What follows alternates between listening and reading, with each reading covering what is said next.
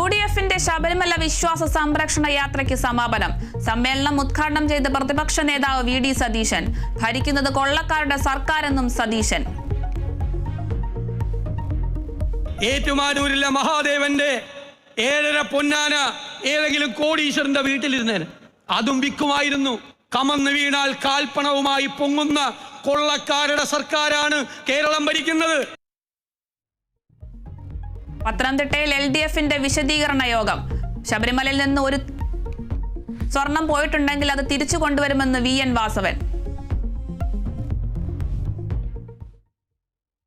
ആരായിരുന്നാലും ശരി, X or Y, അവർ നിയമത്തിന്റെ ദൃഷ്ടിയിൽ വരണം. കൃത്യമായി കുറ്റക്കാരെ നമുക്ക് കയ്യാമം വെച്ച് കത്തുറങ്ങി അടയ്ക്കണം. സന്നിധാനത്തിലെ ഒരു തരി പൊന്നെങ്കിലും പൊട്ടിച്ചു പോയിട്ടുണ്ടെങ്കിൽ ആ കട്ടവനെ ജയിലിടുന്ന പോലെ തന്നെ ആ പൊന്ന് തിരിച്ച് ശബരിമലയിലും സന്നിധാനത്തിലും എത്തിക്കണം. ഇതാണ് ഗവൺമെന്റിന്റെയും അതുപോലെ ബോർഡിന്റെയും അതുപോലെ തന്നെ ഈ കാര്യത്തിൽ കോടതിയും എടുത്തിട്ടുള്ള തീരുമാനം.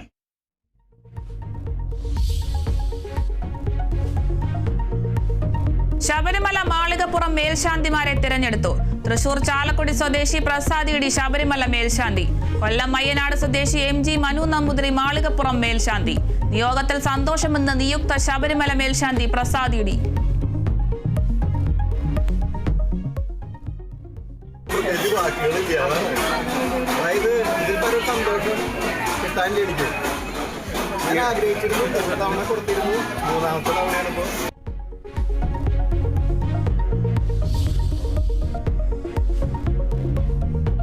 സംസ്ഥാനത്ത് തുലാവർഷം കനക്കുന്നു. കോഴിക്കോട് മലയോര മേഖലയിൽ കനത്ത മഴ. പുതുപ്പാടി മണൽവയൽ പാലത്തിൽ വെള്ളം കയറി.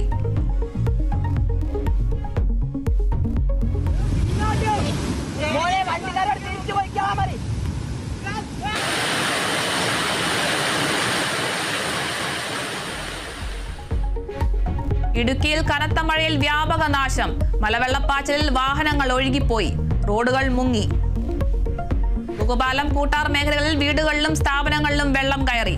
മുല്ലപ്പെരിയാർ അണക്കെട്ടിന്റെ സ്പിൽവേ ഷട്ടറുകൾ തുറന്നു. പത്തനംതിട്ട, കോട്ടയം, ഇടുക്കി, മലപ്പുറം ജില്ലകളിൽ ഓറഞ്ച് മുന്നറിയിപ്പ്.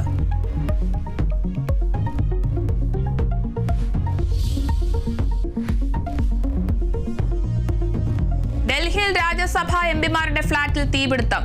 തീപിടിച്ചത് ഉച്ചയോടെ ബ്രഹ്മപുത്ര അപ്പാർട്ട്മെന്റിൽ. തീപിടുത്തത്തിന്റെ കാരണം വ്യക്തമല്ല. താമസിക്കുന്നത് കേരളത്തിൽ നിന്നുള്ള MPമാർ ഉൾപ്പെടെ.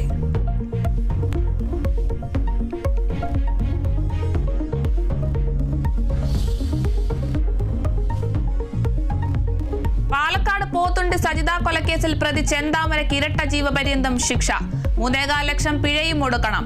ശിക്ഷ വിധിച്ചത് പാലക്കാട് അഡീഷണൽ സെഷൻസ് കോടതി. പ്രതി നന്നാകാൻ സാധ്യതയില്ലെന്നും വിലയിരുത്തൽ. കോടതിക്ക് നന്ദിയെന്ന് സജിതയുടെ കുടുംബം.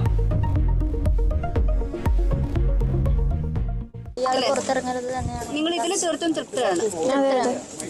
പരോളോ ജാമ്യം കിട്ടുമെന്നാണ് ആഗ്രഹം. ഭയങ്കര തൃപ്തിയാണ്. കോടതിയിലേക്കായാലും ഒരുപാട് നന്ദി ഉണ്ട്.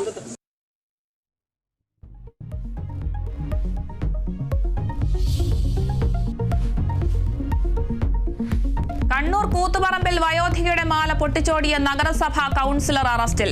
അറസ്റ്റിലായത് CPIM കൗൺസിലർ PP രാജേഷ്. രാജേഷിനെ പാർട്ടി അംഗത്വത്തിൽ നിന്നും പുറത്താക്കി. സംഭവം കഴിഞ്ഞ വ്യാഴാഴ്ച.